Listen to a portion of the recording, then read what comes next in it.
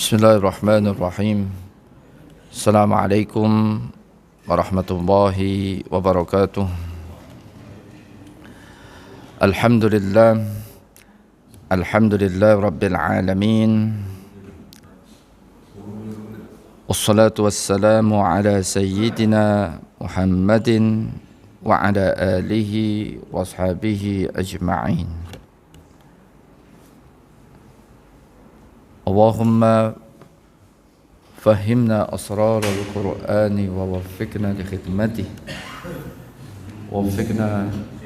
khidmatihi fi kulli zamanin wa an. Subhanaka la ilma lana illa ma 'allamtana innaka antal alimul hakim. Bapak Ibu jamaah Masjid Nurul Iman pengajaran yang mudah-mudahan kita semuanya yang berada di majlis ilmu di Masjid Nurul Iman ini, Bapak Ibu sekalian, selalu kita berdoa, jangan pernah bosan-bosannya terus kita berdoa, apalagi di majlis ilmu ini. Mudah-mudahan Allah Subhanahu wa Ta'ala selalu mencurahkan rahmatnya, ridhonya kepada kita semuanya. Mudah-mudahan Allah Subhanahu wa Ta'ala juga selalu memberikan kesehatan kepada kita semuanya. Amin ya rabbal alamin. Bapak Ibu sekalian, tadi sudah disampaikan materi yang akan insyaallah sama-sama kita baca pagi hari ini dalam kajian tafsir Al-Quran, melanjutkan tentunya pembahasan pada pertemuan yang lalu ya. Kita akan mulai membaca dari firman Allah Subhanahu wa Ta'ala di ayat 31 dalam surat Al-Mu'minun. Firman Allah Subhanahu wa Ta'ala di ayat 31 dalam surat Al-Mu'minun, A'udzu billahi minasyaitonir rajim. Tsumma ansha'na min ba'dihim qarnan akharin. Ayat 31 dalam surat Al-Mu'minun ini, Bapak Ibu sekalian, Al-Quran melanjutkan kisah sebelumnya, di mana sebelumnya Al-Quran banyak berkisah kepada kita seputar kisah Nabi Nuh alaihi salam. Ayat ini, ayat 31, Al-Quran melanjutkan kisah setelahnya, atau kisah setelah Allah Subhanahu wa Ta'ala mengisahkan kepada kita seputar kisah Nabi Nuh alaihi salam. Allah berfirman, "Tsumma ansha'na." Ansha'na dalam artian awjadna. Kemudian kami adakan. Ansha'na. Kita tahu Bapak Ibu sekalian, kita ini manusia. Ya, kita ini milik Allah. Ya.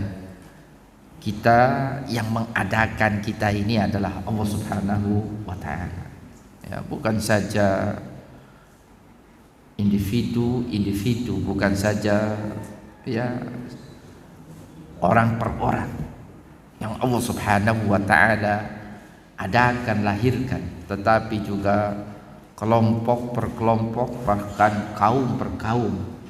Dia Allah Subhanahu wa Ta'ala yang melahirkannya, dia Allah yang adakannya. Allah Subhanahu wa Ta'ala tentunya zat yang maha kuasa, Bapak Ibu sekalian. Kalau Allah berkehendak menghabisi satu kaum, satu generasi, maka itu mudah bagi Allah untuk melakukannya. Kemudian Allah Subhanahu wa Ta'ala sebutlah, setelah menghabisi satu generasi, kemudian Allah melahirkan generasi yang lain. Itu juga mudah bagi Allah Subhanahu wa Ta'ala untuk Allah lakukan ketika Allah Subhanahu wa Ta'ala berkeinginan, berkehendak. Ya, jadi nggak ada yang rugi bagi Allah untuk mengganti satu manusia dengan manusia yang lain. Jangankan satu manusia, tidak ada yang rugi dan tidak ada yang sulit bagi Allah Subhanahu wa taala untuk mengganti satu generasi dengan generasi yang lain. Ya, Allah Subhanahu wa taala binasakan satu kaum, kemudian Allah Subhanahu wa taala adakan kaum lain sebagai penggantinya. Nah, ini mudah bagi Allah Subhanahu wa taala kalau Allah Subhanahu wa taala berkehendak. Ya, Bapak Ibu sekalian, karena semua apa yang ada di alam semesta ini kan milik Allah, termasuk kita. Inna lillahi, sesungguhnya kita ini milik Allah. Ya kan Bapak Ibu sekalian, wa inna, dan sesungguhnya kita ilaihi raji'un, semua dari kita ini kembali kepada Allah. Allah mudah. Allah ketika sudah murka, ini susah. Allah habisi, Allah ganti dengan yang lain, sebagaimana yang itu berulang-ulang Allah Subhanahu wa taala lakukan dan perlihatkan kuasanya terhadap umat-umat sebelum umat Nabi kita Nabi Muhammad sallallahu alaihi wasallam. Ya. Nah, ini kita baca setelah Allah Subhanahu wa taala berkisah kepada kita seputar kaumnya Nabi Nuh alaihi salam, bagaimana Allah Subhanahu wa taala menghabisi mereka dari kaumnya Nabi Nuh yang tidak juga mau beriman kepada Nabi Nuh. Berbagai macam cara sudah dilakukan oleh Nabi Nuh untuk mengingatkan mereka untuk beriman kepada Allah. Tidak sebentar, waktu lama itu sudah membersamai Nabi Nuh dengan kaumnya ketika Nabi Nuh alaihi salam mengingatkan kaumnya untuk beriman kepada Allah Subhanahu wa taala. Ya, tetapi itu tidak juga mengingatkan mereka, maka kemudian Allah murka dengan mereka. Allah Subhanahu wa taala pun menghabisi semua dari kaumnya Nabi Nuh alaihi salam kecuali yang beriman bersamanya. Allah selamatkan dalam bahtera Nabi Nuh alaihi salam. Ya. Singkat cerita Bapak Ibu sekalian, setelah itu kemudian Allah berfirman, "Tsumma ansha'na min ba'dihim qarnan akhari." Artinya apa? Tsumma awjadna, kemudian kami adakan min ba'di qaumi Nuh, setelah kaumnya Nabi Nuh, ya, qauman akharin, kaum yang lain, yakhlufunahum, yang menggantikan posisi kaumnya Nabi Nuh. Siapa mereka? Wahum qaum Adin, mereka adalah kaumnya Nabi Hud alaihi salam, yakni kaum Ad. Nah, ini Bapak Ibu sekalian, ya kan, Adam, Idris, Nuh. Ya, Allah Subhanahu wa taala, Adam, Idris, Nuh, kemudian Hud, ya kan. Setelah Allah Subhanahu wa taala mengutus Nabi Nuh, kemudian Allah Subhanahu wa taala mengutus Nabi Hud kepada kaumnya, mereka dari kalangan kaum Ad. Ya. Nah, ini summa ansha'na min ba'dihim qarnan akhari. Ya, Allah Subhanahu wa taala melahirkan kaum yang baru setelah sebelumnya Allah Subhanahu wa taala menghabisi kaum sebelumnya, mereka kaumnya Nabi Nuh alaihi salam. Ya. Fa arsalna fihim rasulan minhum. Ya. Maka Allah Subhanahu wa taala pun, ya, sebagaimana Allah Subhanahu wa taala mengutus Nabi Nuh kepada kaumnya, maka demikian pula Allah Subhanahu wa taala utus, ya, kepada kaum Ad seorang rasul minhum, dari kalangan mereka. Arsalna ilaihim rasulan, kami utus seorang rasul, min ashiratihim, dari kalangan mereka. Nah, ini yang dimaksud dengan minhum. Minhum itu artinya apa? Min ashiratihim, dari kalangan mereka. Ya. yang dimaksud adalah sosok Nabi Hud alaihi salam, ya, min ashiratihim, dari kalangan mereka. Artinya orang yang Allah Subhanahu wa taala utus kepada mereka kaum Ad itu adalah orang yang itu bukan orang asing, turun dari atas planet lain, kemudian Allah Subhanahu wa taala kirim itu kepada kaum Ad. Enggak, Bapak Ibu sekalian, yang Allah Subhanahu wa taala utus kepada mereka, kalau kita membaca ayat ini, minhum itu artinya apa? Min ashiratim, dari kalangan kaum kerabat mereka, orang yang memang selama ini mereka kenal, lahir di tengah-tengah mereka, tumbuh dewasa, itu apa artinya di tengah-tengah mereka, sosok yang memang mereka kenal, ya. Allah Subhanahu wa taala pilih itu orang itu dari kalangan mereka, ya. Nah, ini yang dimaksud dengan fa arsalna fihim rasulan minhum, Bapak Ibu sekalian, ya. Maka kita mengenal, ya, ini rasul-rasul bukan hanya Nabi Hud dengan kaumnya kaum Ad, ya, tetapi ini juga berlaku untuk para nabi yang lain ketika para nabi itu diutus kepada kaum mereka. Tidaklah satu nabi Allah Subhanahu wa taala utus melainkan nabi itu, ya, bahasa yang disampaikannya itu adalah bahasa kaumnya. Yang kedua, nabi itu memang Allah utus, Allah pilih dari kalangan mereka, ya. Kalau kita baca, Bapak Ibu sekalian, sejarah para nabi, Nabi Muhammad sallallahu alaihi wasallam, gampangannya, ya kan, diutus, ya. Nabi Muhammad lahir di kota Mekah, ya. Allah Subhanahu wa taala utus kepada penduduk kota Mekah seorang nabi yang memang dari kalangan mereka, Nabi Muhammad sallallahu alaihi wasallam, ya kan. Bahkan Bapak Ibu sekalian, bahasa kitab suci, ya, ajaran yang disampaikan oleh nabi itu adalah itu bahasa kaumnya, ya. Makanya kenapa kemudian Al-Qur'an yang diturunkan kepada Nabi Muhammad itu kemudian tidak ditulis sebagaimana bahasa kitab suci sebelumnya, bahasa Taurat, ya, bahasa Injil, karena kita tahu Nabi Musa bukan dari kalangan orang Arab, ya. Nabi Isa juga bukan dari kalangan orang Arab, ya. Injil tidak ditulis dengan menggunakan bahasa Arab, Taurat tidak ditulis dengan menggunakan bahasa Arab, tapi tidak dengan Al-Quran yang diturunkan kepada Nabi Muhammad yang notabene adalah orang Arab. Dan kaum pertama yang harus dihadapi oleh Nabi Muhammad sallallahu alaihi wasallam itu adalah orang Arab, ya. Ini Bapak Ibu sekalian, ya, kalau kita baca di sini rasulan minhum, artinya rasulan min ashiratihim, seorang rasul dari kalangan mereka sendiri, ya, yang memang selama ini mereka kenal, ya, bukan orang asing. Bahasa yang disampaikannya juga bukan bahasa asing, ya.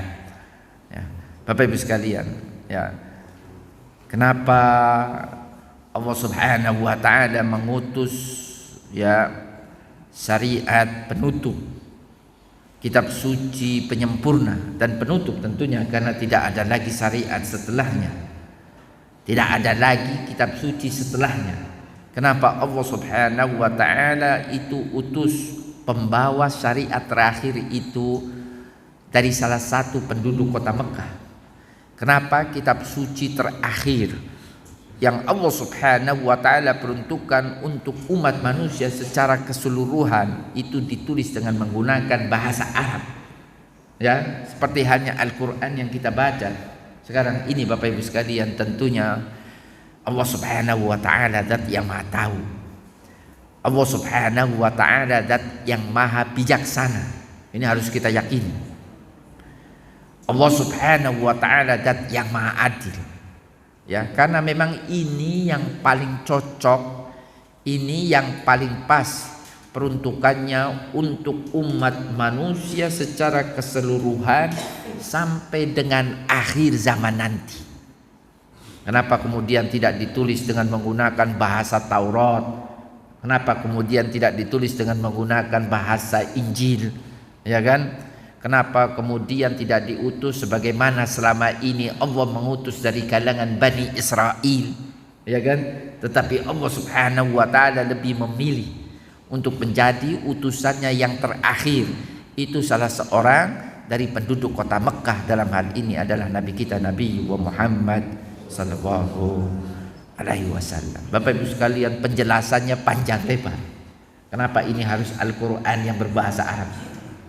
Kenapa ini dipilih seorang yang memang dia ini tinggal di kota Mekah? Itu penjelasannya itu panjang lebar Bapak Ibu sekalian.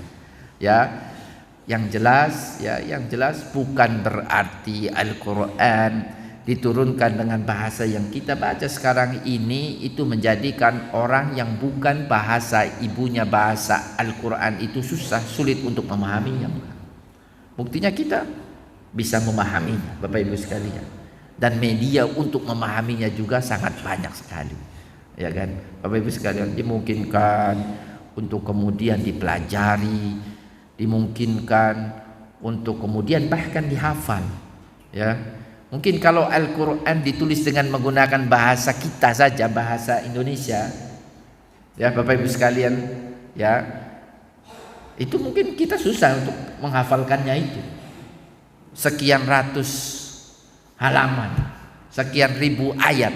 Kalau ditulis dengan menggunakan bahasa Indonesia, bahasa kita ini Bapak Ibu sekalian, mungkin susah.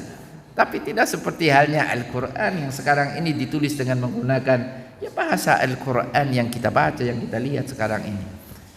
Memungkinkan kita untuk bisa membacanya, memungkinkan kita untuk bisa memahaminya, memungkinkan kita untuk bisa bahkan menghafalkannya kalau kita sedikit saja mau berusaha.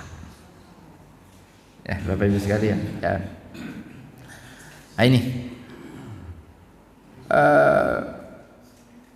summa ansha'na min ba'dihim qarnan akharin, terus fa arsalna fihim rasulan minhum an i'budullaha ma lakum min ilahin ghairuh. Ajaran yang disampaikan oleh Nabi Nuh, ya mohon maaf, bukan Nabi Nuh, Nabi Hud, ya. Ajaran yang disampaikan oleh Nabi Hud alaihi salam apa di sini? U'budullaha ma lakum min ilahin ghairuh. Artinya apa? U'buduhu wahdah. Sembahlah Allah Subhanahu wa taala saja. Wa la tusyriku bihi ahadan. Jangan kalian menyekutukan Allah dengan siapapun, dengan apapun.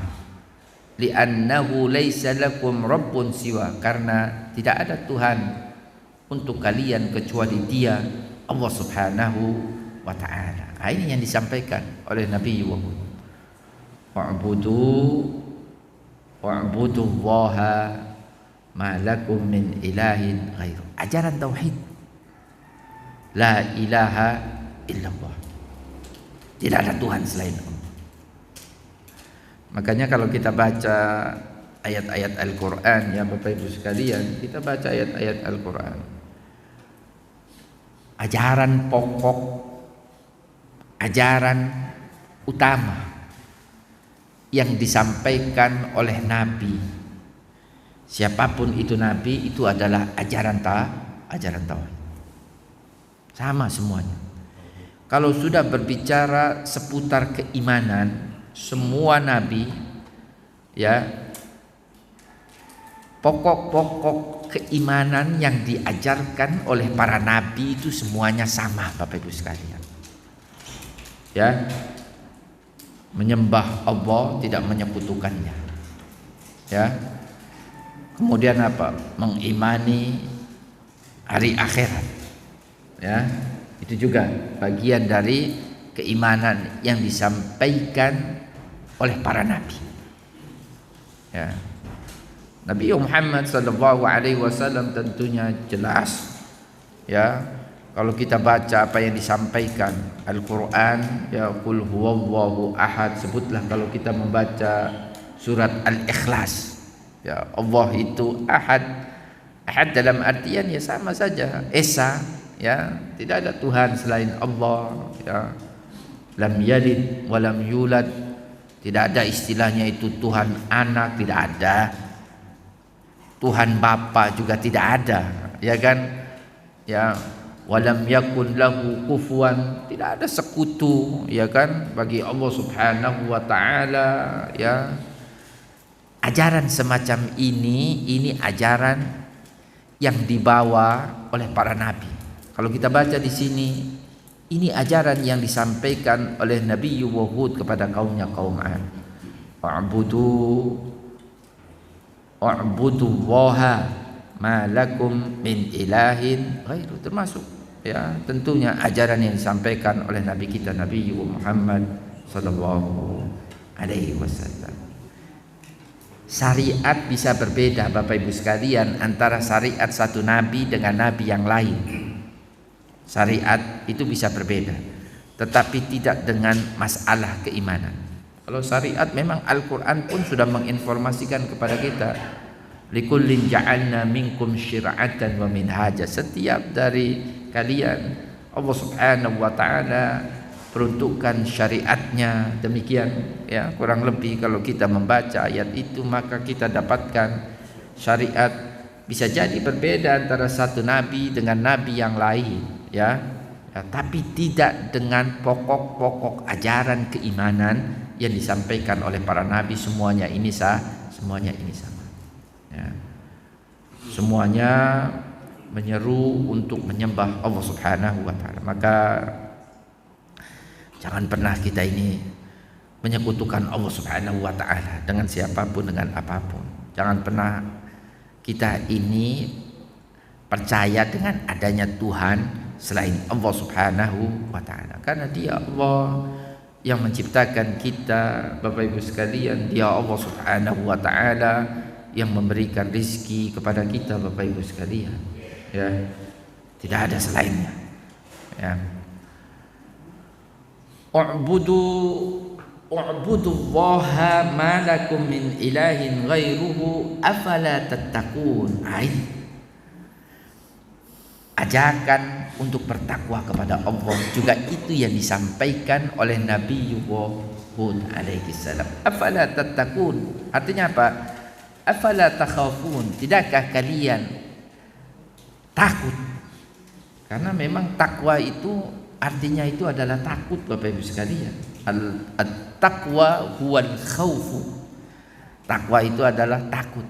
Ya, takut tentunya takut kepada Allah Subhanahu wa taala dalam artian ya takhafuna adzabah, takut akan azab Allah Subhanahu wa taala. Takhafuna intiqamahu, takut akan balasan Allah Subhanahu wa taala, murka Allah Subhanahu wa taala. In kafartum, kalau kita ingkar kepada Allah Subhanahu wa taala. Artinya apa? Berimanlah, takutlah kepada Allah, ya. Tidakkah kalian takut kepada Allah ketika kalian ingkar kepada Allah, ya? Azab Allah sangat pedih, murka Allah Subhanahu wa taala. Kalau Allah sudah murka dengan kita, enggak ada itu yang bisa, Bapak Ibu sekalian, nolak-nolak, nahan-nahan murka Allah Subhanahu wa taala. Udah enggak akan selamat kita kalau Allah Subhanahu wa taala sudah murka dengan kita. Ya, jangankan kita orang per orang, satu generasi saja kalau Allah sudah murka, Allah tinggal ya artinya binasa, maka binasa itu generasi, satu generasi, Bapak Ibu sekalian. Dan itu sudah Allah Subhanahu wa taala bolak-balik perlihatkan bagaimana Allah menghabisi satu generasi, satu kaum, bukan hanya menghabisi apa artinya orang per orang, ya manusia, enggak, Bapak Ibu sekalian, ya Allah bahkan habisi itu satu generasi, ya. Dan yang Allah Subhanahu wa taala habisi, yang Allah Subhanahu wa taala sampaikan kepada kita, dan itu diabadikan oleh Allah terus mestinya kita untuk ambil pelajaran itu bukan generasi yang ecek-ecek itu enggak, bukan yang kaleng-kaleng enggak, Bapak Ibu sekalian. Itu yang orang-orang generasi-generasi yang memang dikenal sebagai generasi-generasi yang kuat-kuat, yang hebat-hebat. Bapak Ibu sekalian,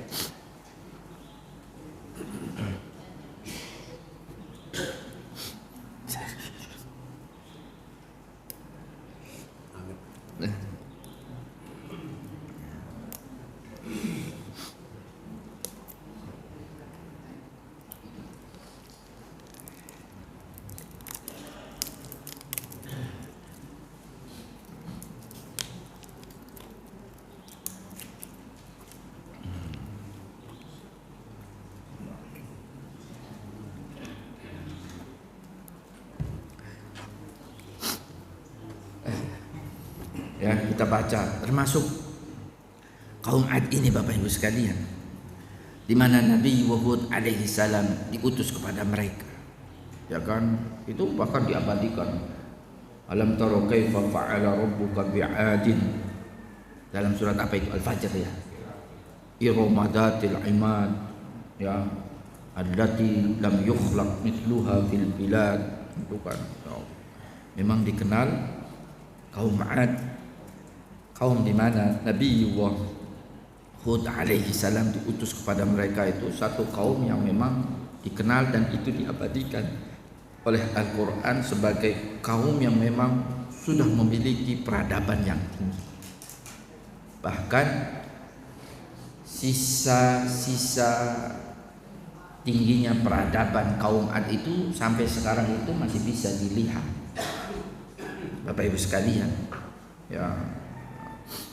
Tingginya peradaban kaum Ad itu sampai sekarang sisa-sisanya, puing-puing peradaban yang pernah dibangun oleh kaum Ad itu yang Al-Quran katakan iromadatil imad allati lam yukhlaq misluha fil bilad, ya, ibu kota negeri mereka itu adalah negeri Iram, itu yang punya apa, kalau kayak kita ini apa mau masuk sebuah negeri itu apa ada selamat datang itu apa?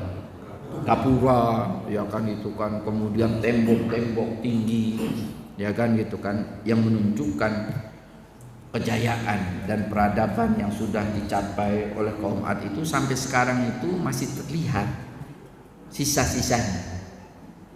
Nggak tahu berapa ribu tahun itu, ya kan, gitu kan, yang lalu, ya. Tapi di zaman itu saja itu peradaban itu sudah luar biasa yang mereka apa artinya lahirkan, ya Bapak Ibu sekalian. Belum lagi dari sisi fisiknya itu memang dikenal kaum Ad itu adalah orang-orang yang punya fisik yang gak kayak kita, kecil-kecil, lemah-lemah. Umatnya Nabi Muhammad ini umurnya pendek-pendek, Bapak Ibu sekalian. Mereka itu punya perawakan yang besar-besar, tinggi-tinggi, ya kan, tapi ya karena mereka ingkar kepada Allah, ya Allah habisi mereka, ya kan, Allah habisi mereka. Makanya di sini ya para nabi itu semua mereka itu menyampaikan takutlah kalian ini kepada Allah. Nggak ada yang bisa kita sombongkan, banggakan di hadapan kuasa Allah Subhanahu wa Ta'ala. Buktinya kaum Ad, ya, kalau kita baca kisah-kisah Al-Quran, Fir'aun itu, ya Bapak Ibu sekalian, Fir'aun itu, ya kan, itu, ya, yang bisa menghabisi Fir'aun itu adalah Allah Subhanahu wa Ta'ala. Nah, karena nggak ada yang bisa ngelawan, Fir'aun, ya. Kalau penguasa modern dari kalangan umatnya Nabi Muhammad SAW itu cukup rakyatnya saja yang bisa menggulingkan penguasanya. Ya, keadaan penguasa itu kan akhirnya digulingkan sendiri oleh rakyatnya. Tapi tidak dengan Fir'aun. Fir'aun itu rakyatnya nggak ada yang bisa menggulingkan. Langsung Allah Subhanahu wa Ta'ala campur tangan. Ya, karena bukan saja dia mengklaim dirinya sebagai raja di raja, bahkan saking berkuasanya itu, saya ini Tuhan kalian. Bahkan Tuhan tertinggi. Wa ana rabbukumul a'la. Demikian kalau kita baca apa yang diabadikan oleh Al-Quran dari pernyataan Fir'aun, apa yang dia maui itu nggak ada yang bisa menolak itu, Bapak Ibu sekalian.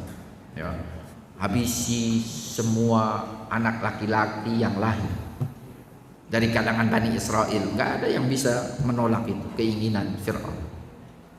Para tukang sihir, ya, mereka beriman kepada Nabi Musa alaihissalam, sudah eksekusi mati langsung, ya, nggak ada yang bisa menolak. Tidak dengan para pemimpin zaman sekarang, Bapak Ibu sekalian, ada keterbatasan. Termasuk Trump yang katanya dia mau, kalau dalam berita itu, ya kan, kalau kita baca dalam berita katanya mau nyerang Iran katanya, ya. Tapi kemudian katanya yang dalam berita, kalau kita baca dalam berita itu ditolak oleh para sekutunya, jangan, ya kan, karena kalau kamu nyerang Irak bisa jadi perang dunia ketiga. Yang bisa dipastikan, ya, kawasan Timur Tengah itu mesti tidak akan stabil. Apalagi kalau Irak sudah dibantu oleh Rusia, ya Bapak Ibu sekalian, sudahlah itu perang, ya, kalau habis-habisan itu Bapak Ibu sekalian, ya. Jangan, ya. Masih ada yang bisa menghalangi Trump yang katanya penguasa polisi dunia, Bapak Ibu sekalian. Ya, mungkin kalau posisi Trump itu Fir'aun, nggak ada yang bisa menghalangi, iya kan, Bapak Ibu sekalian, ya. Allah Subhanahu wa Ta'ala perlihatkan kepada kita berkaitan dengan orang-orang yang besar, orang-orang yang kuat, para penguasa-penguasa yang katanya itu tidak ada limit, tidak ada batas kekuasaan yang dimilikinya, sangat berkuasa sekali. Allah Subhanahu wa Ta'ala habis. Ya, makanya di sini, ya, apa yang disampaikan oleh Nabi Hud kepada kaumnya, pesan yang sama tentunya ini juga yang disampaikan oleh Nabi kita Nabi Muhammad. Ya, ubudullaha ma lakum min ilahin ghairu, menyembah Allah, jangan menyembah selainnya. Yang kedua adalah bertakwa kepada Allah Subhanahu wa Ta'ala. Artinya apa? Takut kepada Allah. Sudahlah, kita ini, ya Bapak Ibu sekalian, jangan sombong, ya. Ya, takut kepada Allah, menanamkan ketakwaan, karena memang itu kunci selamat kita ini hidup dunia dan akhirat. Takut, jangan takut kepada manusia, tetapi takutlah kepada Allah. Ya, udah dalam berbagai macam versinya Al-Quran mengingatkan kita, yang ujung-ujungnya ini Al-Quran mengingatkan kita untuk bertakwa kepada Allah. Ya, kalau takut kepada manusia ini, ya, gampang sekali untuk mengelabui manusia. Tapi takut kepada Allah itu apa? Ya, kita takut Allah itu selalu mengawasi kita, melihat kita kapanpun, dimanapun. Kalau takut kepada manusia mah, Bapak Ibu sekalian, gampang ngapusin. Ngelabui manusia ini gampang, Bapak Ibu sekalian, ya kan? Ya, agar supaya tidak terpantau oleh manusia, tidak kelihatan oleh sesama manusia, gampang, ya. Tapi kalau kita ini takutnya kepada Allah, Bapak Ibu sekalian, dalam kesendirian kita, ketika kita berada, ya, serahasia apapun kita ini berada, dalam kondisi serahasia apapun, apa kata Allah dalam Al-Quran? Ma yakunu min najwa thalathatin illa huwa rabi'uhum. Ada omong-omong rahasia di antara 3 orang di antara kalian, ketahuilah Allah itu orang yang keempatnya. Yang keempatnya itu Allah Subhanahu wa Ta'ala. Bahkan yang Allah ketahui dari kita itu apa? Bukan saja yang tampak, bukan saja yang terlihat, bukan saja yang diketahui oleh orang lain, ya, hanya kita yang tahu. Bahkan itu kita tidak perlihatkan, ya, tetapi itu kita benamkan dalam diri kita, ya kan? Allah Subhanahu wa Ta'ala juga tahu. Makanya ada ya'lamu ma fi anfusikum, ya, ya, ya'lamu ma fi sudur. Tahu Allah apa yang ada dalam dada-dada kita, ya, niat-niatan kita itu Allah Subhanahu wa Ta'ala mengetahui. Maka Allah Subhanahu wa Ta'ala tidak mungkin untuk dikelabui oleh kita. Makanya para nabi Semuanya itu mengingatkan kita takutlah kepada Allah. Karena dengan modal takut itulah ya kita ini bisa selamat dunia dan akhirat. Karena dengan modal takut itulah mudah-mudahan Allah Subhanahu wa taala angkat derajat kita di dunia dan di akhirat kelak. Karena dengan modal takwa itulah kita bisa mulia di sisi Allah Subhanahu wa taala. Ya, Bapak Ibu sekalian. Tapi ketika rasa takut kepada Allah itu hilang, ya sudahlah. Ya. Bisa dipastikan kita ini akan hina di hadapan Allah Subhanahu wa taala. An'budullaha ma lakum min ilahin ghairuhu afala tattaqun. Nah, terus kita baca ayat berikutnya, wa qala al-mala'u min qaumihi. Al-mala', kita baca dalam Al-Qur'an ini sering sekali tersebut kata al-mala'. Ya. Al-mala' itu artinya apa? Asyraful qaum, bangsawan, para pembesar kaum, para pemuka kaum, itu al-mala'. Ya, sering sekali dalam kisah-kisah para nabi yang diabadikan oleh Al-Quran, sering sekali kata al-mala itu disampaikan oleh Al-Quran. Ya, karena memang yang menjadi penghalang, yang menjadi penolak kebaikan yang dibawa oleh para nabi itu adalah mereka dari kalangan bangsawan, mereka dari kalangan pemuka kaum, mereka dari kalangan pembesar kaum. Bapak Ibu sekalian, itu kalau kita membaca sejarah para nabi, ya makanya kita baca itu ayat dalam Al-Quran, ya kan. Bagaimana para pembesar satu kaum itu yang kerap kali mereka membuat kerusakan di tengah kaum. Para pembesar negeri itu kerap kali mereka ya menjadi provokator, ya perusak ya negeri.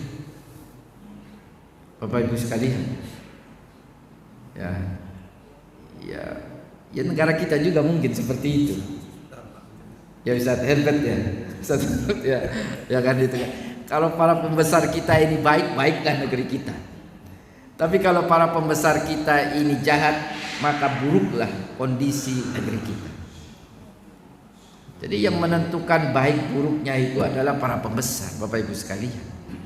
Kalau kita ini misalnya rakyat biasa, pengaruhnya ini ketika membuat kerusakan pun ya terbatas. Ya, kayak bencana di Sumatera. Ya, kalau cuma rakyat yang motongin pohon-pohon paling 1-2 pohon, 1-2 dahan. Tapi kalau misalnya para penguasa, para pengusaha besar, para pembesar dia merusak hutan, ya kan, bukan 1-2 dahan, ya kan, Bapak Ibu sekalian, ya. Artinya kerusakan yang ditimbulkan oleh para pembesar, para pemuka itu luar biasa. Dan dalam sejarahnya, orang-orang yang menolak, yang menghambat kebaikan, ajaran kebaikan, ya, yang dibawa oleh para nabi, siapapun itu nabi, itu adalah para pembesar kaum, para pemuka kaum. Makanya kalau kita membaca redaksi Al-Quran yang berkisah seputar kisah para nabi, kata al-mala itu sering tersebut. Al-mala itu artinya apa? Asyraful kaum, para pemuka kaum, para pembesar kaum, ya.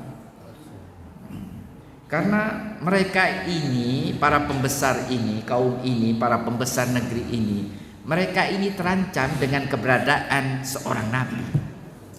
Kepentingan mereka ini terancam, Bapak Ibu sekalian, karena nabi itu mengajarkan apa? Nilai-nilai kebaikan.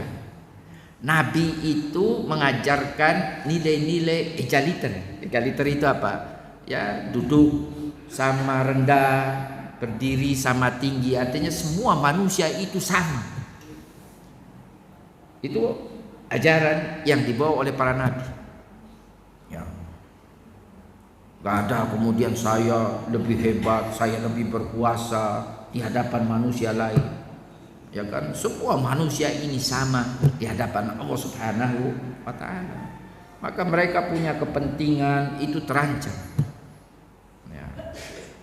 Misalnya mereka selama ini mempraktekkan praktek monopoli. Bapak Ibu sekalian, Nabi mengajarkan kita jangan kalian ini melakukan praktek monopoli. Maka kemudian mereka melakukan perlawanan. Ya. Jangan kalian mengeksploitasi atau memperbudak sesama manusia. Nabi datang mengingatkan bahwasanya manusia itu sama.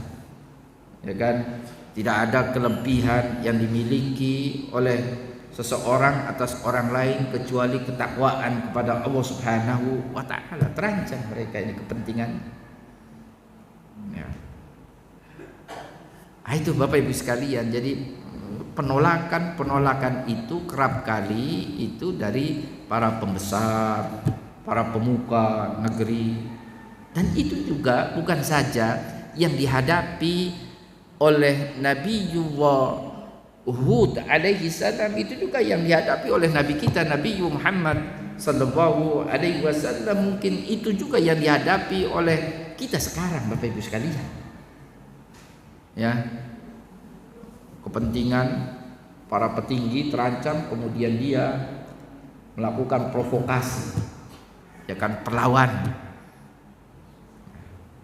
Nabi Muhammad sallallahu alaihi wasallam orang-orang yang pertama mereka terketuk untuk mau menerima dakwah kenabian yang diseru oleh Nabi kita Nabi Muhammad itu adalah didominasi oleh mereka dari kalangan orang bawah, dari para pemuka. Akan tetapi para pemuka pembesar kota Mekah, mereka melakukan penolakan, mereka melakukan perlawanan. Ya kan, kenapa Muhammad? Siapa Muhammad? Ya kan, kenapa tidak diturunkan kepada salah satu dari pembesar di antara kami? Ya kan, makanya kemudian kalau kita baca ayat Al-Quran, ya, mereka mengumpulkan sumber daya yang mereka miliki hanya untuk apa?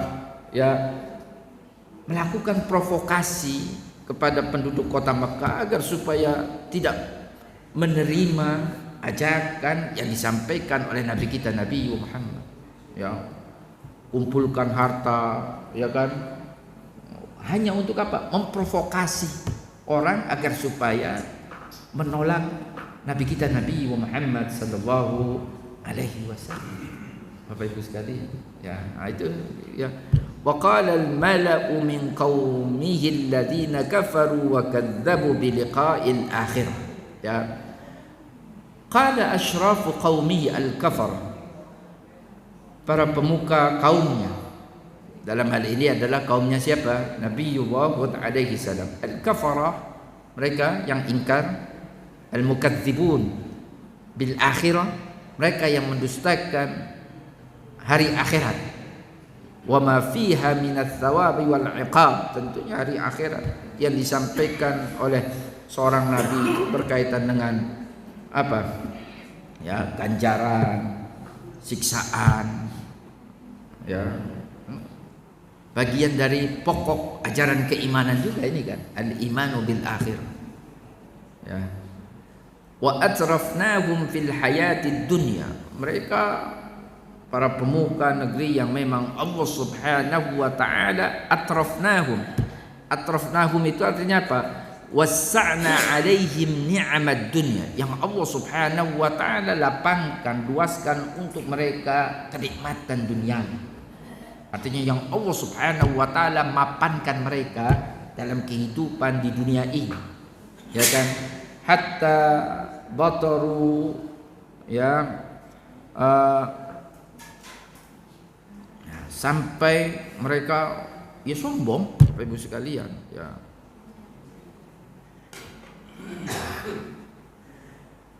Ma hadza illa basyarun mislukum. Itu yang apa yang disampaikan oleh para pemuka. Tidaklah ya ini orang ya yang dimaksud Nabi Hud yang mengklaim dirinya sebagai utusan Allah, melainkan dia adalah basyarun mislukum. Artinya apa? Insanun mislukum. Manusia biasa seperti kalian. Enggak ada kelebihan yang dimiliki. Sama Nabi kita Nabi Muhammad kan, ketika ditolak itu apa? Dia makan sama seperti yang kita makan. Dia minum sama seperti yang kita minum. Keluar masuk pasar sama seperti rutinitas harian yang kita lakukan. Tidak ada kelebihan yang dimiliki oleh dia. Kenapa pula kita ini mau menjadi pengikut dia? Itu ya alasan yang memang Bapak Ibu sekalian ya bolak-balik, dan ini berulang. Penolakan-penolakan semacam ini, alasan-alasan penolakan semacam ini yang bolak-balik, yang berulang-ulang kerap kali disampaikan oleh mereka para pemuka negeri ya, ketika seorang nabi itu diutus kepada negeri tersebut ya. Yaqulu mimma ta'kulun minhu wa yashrabu mimma tashrabun. Artinya apa? Yaqulu mislakum wa yashrabu mislakum. Makan sama seperti kalian, minum sama seperti kalian. Ya, fala fadla lahu. Tidak ada keistimewaan yang dimiliki oleh nabi yang katanya harus kita ikuti ini atas kalian. Li'annahu muhtajun ila ta'ami wa syarab. Karena dia masih butuh dengan makanan, dia masih butuh dengan minum. Sama seperti kita. Wala in ata'tum basharan mithlakum innakum idzal lakhasirun. Itu provokasi yang disampaikan oleh mereka para pembesar. Kalau kalian taat atau mau mengikuti manusia yang sama seperti kalian, maka sesungguhnya kalian benar-benar orang yang merugi. Ya. Artinya apa? La in ata'tumuhu, kalau kalian taat kepadanya, wa sadaqtumuhu, kalian percaya dengannya, fa innakum la khasirun, maka sesungguhnya kalian benar-benar orang yang merugi. Haitsu adzaltum anfusakum, di mana kalian merendahkan diri kalian, menghinakan diri kalian, bittibaihi, dengan kalian mengikuti dia yang katanya seorang nabi itu. Nah, ini provokasi yang disampaikan oleh para al-mala, para pemuka negeri, para pembesar. Bapak Ibu sekalian, harus kita pahami ya, ketaatan kita, kepatuhan kita kepada Rasul yang diutus kepada kita sejatinya bukan peruntukannya untuk Rasul tersebut, tetapi sejatinya peruntukannya adalah untuk zat yang mengutus Rasul tersebut.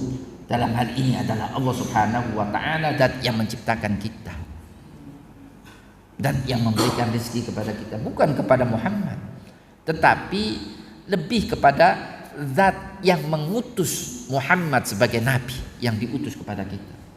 Karena yang memerintahkan kita untuk taat kepada Nabi Muhammad itu adalah Allah Subhanahu wa ta'ala. Ya. Makanya kita baca ayat dalam Al-Qur'an, wa ati'ullaha wa ati'ur rasul. Coba kan. Taatlah kepada Allah, dalam waktu yang bersamaan kalian juga taatlah kepada Rasul itu. Nabi Muhammad itu hanya menyampaikan saja. Ini loh pesan Tuhan kalian, untuk taat kepada Tuhan kalian dan taat kepada Rasulnya, utusannya. Karena apa yang disampaikan oleh seorang Rasul itu sejatinya itu adalah ya wahyu yang Allah Subhanahu wa ta'ala turunkan kepadanya untuk kemudian disampaikan kepada kaumnya. Rasul itu perpanjangan Tuhan, Bapak Ibu sekalian. Karena tidak mungkin Allah Subhanahu wa ta'ala, Tuhan kita ini turun ke bumi, kemudian mendakwahi ciptaannya manusia ini kan gitu kan, nggak mungkin itu. Makanya Allah Subhanahu wa taala mengutus seorang rasul untuk menjadi perantara antara dia dengan hamba-hambanya. Dalam hal ini adalah manusia. Karena tidak mungkin Allah ini langsung berinteraksi dengan kita secara langsung, ini tidak mungkin Bapak Ibu sekalian.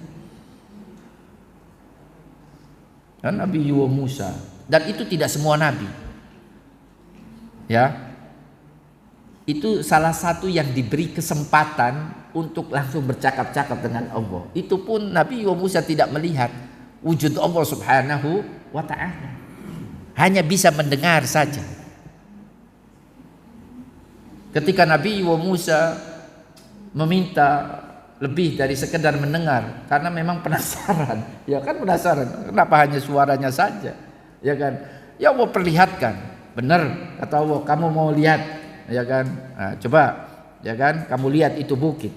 Kalau bukit itu tidak longsor, kamu tidak pingsan, berarti kamu bisa melihatnya. Itu Allah baru memperlihatkan nurnya, cahayanya. Gunung, kita tahu gunung, Bapak Ibu, gunung kan kokoh kan gitu kan. Itu langsung berguguran bebatuannya. Nabi Musa pun langsung pingsan, jatuh pingsan. Sampai kemudian ketika Nabi Musa sadar, dia baru menyadari, ya Allah, maafkan aku. Aku tidak lagi mau meminta agar supaya engkau memperlihatkan zatmu di hadapanku ya Allah. Karena memang di dunia ini tidak dalam kapasitas manusia untuk bisa melihat Allah Subhanahu wa ta'ala. Untuk bercakap-cakap langsung saja, itu kan tidak semua nabi bahkan. Allah hanya pilih, ya kan, salah satunya itu adalah Nabi Musa alaihi salam. Makanya dia mendapatkan julukan sebagai Kalimullah atau Al-Kalim. Seorang nabi yang pernah mendapatkan kesempatan di mana Allah langsung bercakap-cakap dengannya tanpa perantara. Karena biasanya nabi itu mendapatkan wahyu juga, ya, sumber wahyu itu dari Allah, tetapi sampai kepada nabi itu melalui perantara. Dalam hal ini adalah malaikat Jibril yang tugasnya itu menyampaikan wahyu. Ya kalau Rasul, ya maunya dalam wujud apa? Dalam wujud malaikat, Bapak Ibu sekalian, ya kan? Ya nggak bisa. Dalam wujud manusia biasa. Sehingga kemudian kita bisa berinteraksi dengan Rasul itu. Sehingga kemudian kita bisa bertanya dengan Rasul itu. Ya kan? Bapak Ibu sekalian. Sehingga kemudian kita bisa melihat Rasul itu untuk dijadikan sebagai suri tauladan kita. Karena dia ini adalah sama dengan jenis yang sama dengan jenis kita. Dimungkinkan bagi kita untuk bersikap sebagaimana sikap yang diperlihatkan, yang diajarkan oleh Rasul itu kepada umatnya dari jenis yang sama, yakni jenis manusia. Tapi manusia ini kan macam-macam. Kalau kita cari alasan itu 1001 alasan untuk menolak. Ya, enggak lah, kalau utusannya ini dari kalangan manusia, kita mau beriman kalau dari kalangan malaikat. Ada kan alasan? Enggak lah, dia manusia biasa. Coba kalau yang diutus itu dari kalangan para bangsawan. Bangsawan yang dimaksud itu orang yang duitnya banyak, para pengikutnya banyak, dia manusia biasa. Nah Bapak Ibu sekalian, Allah ini kan tidak pernah melihat sedikit banyaknya harta, sedikit banyaknya pengikut. Allah ini melihat lebih kepada ya perilaku, kepribadian. Maka tidak ada ceritanya Nabi itu kepribadiannya jelek, itu nggak ada. Kalau Nabi itu duitnya sedikit banyak, tapi kan sedikitnya harta itu tidak kemudian mencederai ya kan kemuliaan seseorang. Nabi itu ada yang sebutlah, mohon maaf, lemah secara fisik. Dia penyakitan.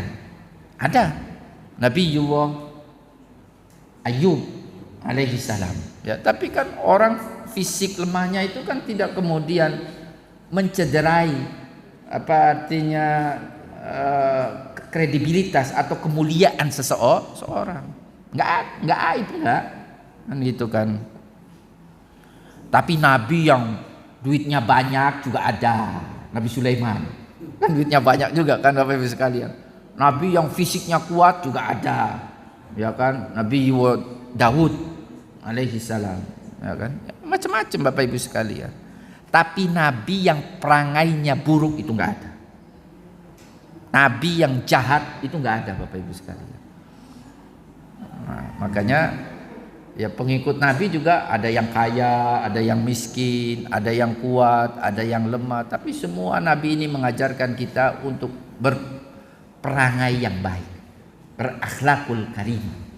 Karena Nabi semuanya juga mereka itu adalah orang-orang yang baik secara perilaku, secara akhlak, Bapak Ibu sekalian. Ya. Tapi kalau dia makan sama seperti kita makan, apalagi kalau kita membaca sirah, sejarahnya Nabi kita Nabi Muhammad, bukan saja yang dikonsumsi itu makanan yang biasa dimakan oleh orang-orang biasa. Bahkan Nabi Muhammad sempat hutang, ya, sempat ngadain barangnya. Itu dilakukan oleh Nabi kita Nabi Muhammad. Apakah itu aib? Bukan aib Bapak Ibu. Yang aib itu kalau dia ngutang kemudian nggak bayar, padahal dia mampu untuk membayarnya. Ya, makanya Nabi Muhammad hutang kan, bahkan ketika mau membayar tambahkan sebagai ungkapan rasa terima kasih. Itu yang dicontohkan oleh Nabi kita Nabi Muhammad sallallahu alaihi wasallam. Bapak Ibu sekalian, ya. Ini wa in ata'tum basharan mithlakum innakum idzal lakhasirun ruqiya aya'idukum annakum idza mittum wa kuntum turaban wa 'idhaman annakum makhrajun. Ya kan, ya ini ajaran yang disampaikan oleh Nabiullah Hud berkaitan dengan yaumul ba'ats, hari kebangkitan. Ajaran yang sama yang juga disampaikan oleh Nabi kita Nabi Muhammad. Apakah dia menjanjikan kalian bahwasanya kalian ketika sudah mati, kalian sudah menjadi turab. Turab itu apa? Ya, menjadi tanah dan menjadi tulang belulang. Bahwasanya kalian akan kembali dibangkitkan dari kubur-kubur kalian. Hayhata lima tahun. Ini mustahil, jauh untuk bisa terjadi. Tidak mungkin ini. Sebagaimana yang dijanjikan kepada kalian. In hiya illa hayatuna dunya. Kehidupan ini hanya kehidupan duniawi saja. Namutu wa nahya. Ya, di antara kita ada yang mati di dunia, kemudian di antara kita ada yang hidup di dunia. Wa ma nahnu bimab'utsin. Sekali-kali kita ini tidak akan dibangkitkan. Nah, ini penolakan berkaitan dengan ajaran keimanan seputar adanya hari akhirat yang disampaikan oleh Nabiullah Hud alaihi salam, yang lagi-lagi ditolak mentah-mentah oleh khususnya para pembesar kaumnya. Sama kaum musyrikin Mekah juga sama. Atau orang-orang mereka ya yang sering sekali bikin kerusakan di muka bumi ini dari kalangan para pembesar. Ya, itulah penyakitnya manusia, enggak pernah merasa cukup dengan harta dan materi. Wa tuhibbunal mala hubban jamma wa ta'kuluna turatsa aklan lamma. Itu penyakitnya manusia, itu senang dengan materi yang manusiawi, karena kita ini bukan malaikat, Bapak Ibu sekalian. Tapi penyakitnya manusia itu ketika dia berlebihan, enggak ada rasa cukupnya. Ya, para pembesar itu mereka kan sebenarnya sudah kaya Bapak Ibu sekalian, kurang apa? Ya Bapak Ibu sekalian, masih kurang saja, menghalalkan segala cara, merusak sana, merusak sini. Yang menjadi korban rakyat biasa, orang miskin. Ya Bapak Ibu sekalian, padahal untuk 7 keturunan juga nggak habis itu hartanya Bapak Ibu sekalian. Ya. Nah, kita yang kerja PNS ya kan, itu Bapak Ibu sekalian, ya, alhamdulillah disyukuri kan, itu kan masih bisa makan, masih bisa nyekolahin anak, ya kan, bersyukur Bapak Ibu sekalian. ya kan, bahkan lebih-lebihan gitu kan. Ya. Mereka yang para pembesar negeri itu, ya sesungguhnya mereka itulah orang-orang yang miskin. Karena mereka masih merasa kurang dan menghalalkan segala cara. Kita tahu kan semuanya ini kan akan berakhir di dunia ini Bapak Ibu sekalian, gak ada yang abadi. Duit banyak yang dia kumpulkan, emang dia bawa mati? Enggak juga. Ya Bapak Ibu sekalian, nah itu kan. Ya tapi ya itulah, mungkin mindset pola pikirnya para pembesar. Kalau kita baca ini ayat ini, mereka ya sudah merasa nyaman dengan dunia. Ya kan, mumpung hidup di dunia, tidak percaya dengan adanya hari kebangkitan kan gitu Bapak Ibu sekalian. Tidak percaya bahwasanya Allah akan membalas sekecil apapun kebaikan dan keburukan yang dilakukan oleh kita ini manusia Bapak Ibu sekalian. Ada nanti hari akhirat itu namanya yaumul hisab, hari perhitungan. Ada nanti hari akhirat itu namanya yaumul jaza, hari pembalasan. Ada surga, ada neraka. Apa dia ini tidak percaya dengan ini semua, sehingga dia ini tidak ada rasa takut dalam dirinya ketika dia membuat kerusakan sini, membuat kerusakan sana, ya kan Bapak Ibu sekalian, menghalalkan segala cara, menzalimi manusia, mengambil haknya manusia lain. Nah, ini yang disinilah pentingnya tentunya para nabi itu ya sering mengingatkan kaumnya, takutlah kalian ini kepada Allah. Ya, hidup ini ya nikmati karunia Allah, tetapi jangan kemudian menzalimi orang lain atas nama menikmati karunia Allah Subhanahu wa taala. Nah, itu tuh Bapak Ibu sekalian. Ya. In huwa illa rajulun iftara 'ala Allahi kadziban wa ma nahnu lahu bimu'min. Kalau yang disampaikan provokasi-provokasi, dia ini adalah lelaki yang mengada-adakan terhadap Allah. Mengatakan bahwa saya ini utusan Allah, diturunkan kepadaku wahyu, ngada-ngada saja. Wa manahnu lahu, sekali-kali kami ini tidak beriman. Ya, maka ketika Nabi Hud alaihi salam mungkin sudah tidak ada lagi bisa diharapkan keimanan dari kaumnya, apa? Nabi Hud kemudian yang bisa dia lakukan adalah berdoa, bermunajat kepada Tuhannya untuk Allah berikan pertolongan kepadanya. Rabbingsurni bima kadzab, ya Allah, tolonglah aku ya atas kebohongan-kebohongan yang mereka lakukan terhadap diriku. Qala amma qalilin la yusbihunna nadimin, maka kemudian Allah pun berfirman, enggak lama lagi mereka ini akan menyesal. Fa akhadhathumus sayhatu bil haqqi, maka Allah Subhanahu wa taala menghabisi mereka kaumnya Nabi Hud dengan apa? As-sayhah. Sayhah itu semacam suara menggeletar gitu ya, suara apa artinya, semacam geluduk, tapi ya tentunya bukan sembarang geluduk ini kan, ya kan. Faja'alnahum ghusaa'a, Allah jadikan mereka seperti sampah-sampah di air itu, ya. Fabu'dan lil qaumidz zalimin, maka binasalah mereka orang-orang yang zalim. Ketidakberimanan mereka kepada Allah sejatinya itu adalah kezaliman yang mereka lakukan terhadap diri mereka sendiri. Karena sejatinya Bapak Ibu sekalian, Allah hanya mau menguji kita dengan ajaran-ajaran yang disampaikan kepada para rasulnya. Sebutlah ketika rasul itu menyeru kita untuk beriman kepada Allah, bertakwa kepada Allah. Allah itu hanya mau menguji kita, mau enggak kita ini beriman, mau enggak kita ini bertakwa. Ketika kita beriman dan bertakwa, itu kita juga keuntungannya itu kembalinya kepada kita. Tetapi ketika kita menolak ajakan iman dan takwa itu, sejatinya rugi juga kita. Karena saat itu kita mendolimi diri kita sendiri. Allah ini tidak butuh dengan keimanan kita, dengan ketakwaan kita. Bapak Ibu sekalian, demikian kurang lebih Bapak Ibu sekalian kita baca sampai firman Allah di ayat 41. Ya, mudah-mudahan bermanfaat. Ya Bapak Ibu sekalian, saya persilakan mungkin kalau ada yang mau ditanyakan.